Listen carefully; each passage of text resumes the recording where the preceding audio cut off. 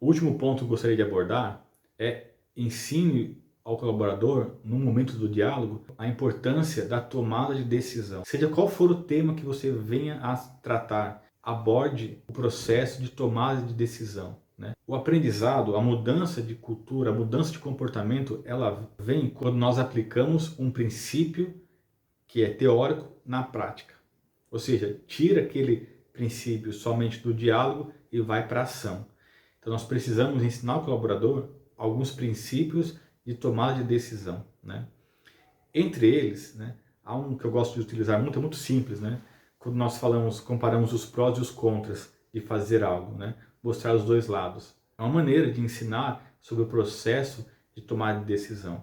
Só que um ponto muito importante a ensinar o colaborador é que às vezes nós temos, por exemplo, 10 itens que são prós e um item que é contra. Porém, o peso desse contra ele pode ser maior do que os 10 pesos que são a favor. Né? Então não é só a quantidade dos prós e contras, mas é o peso que vai interferir no momento da decisão.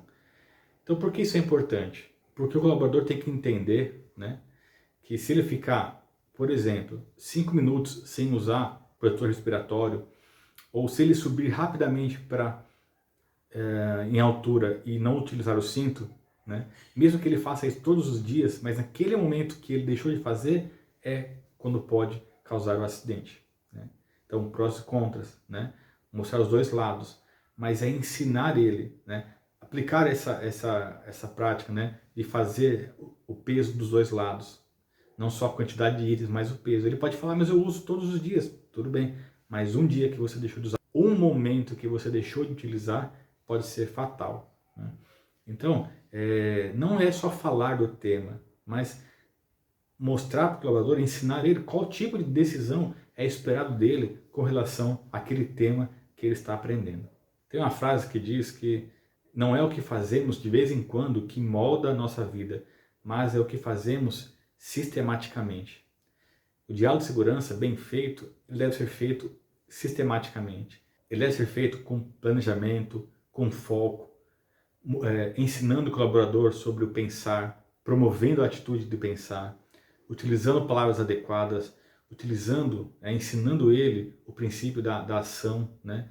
da atitude que ele tem que tomar com relação àquele tema diariamente, ou frequentemente, sistematicamente. Né? Independente se é você ou se é um supervisor, um líder, um gerente, depende de quem seja que irá realizar o diálogo, tem que seguir uma estrutura, tem que ser de uma maneira que vai agregar valor ao colaborador. E cabe a você ensinar isso, ensinar a liderança a fazer o diálogo bem feito. Não espere que ele saiba fazer. Ele sabe pegar um papel, ler um tema, mas talvez ele não saiba fazer um diálogo bem feito.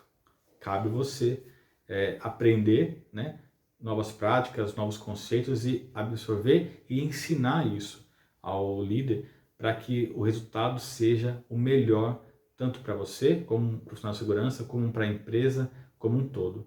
E para encerrar esse vídeo, eu gostaria de falar sobre a teoria da janela quebrada. Né? A teoria da janela quebrada foi um estudo realizado nos Estados Unidos, né?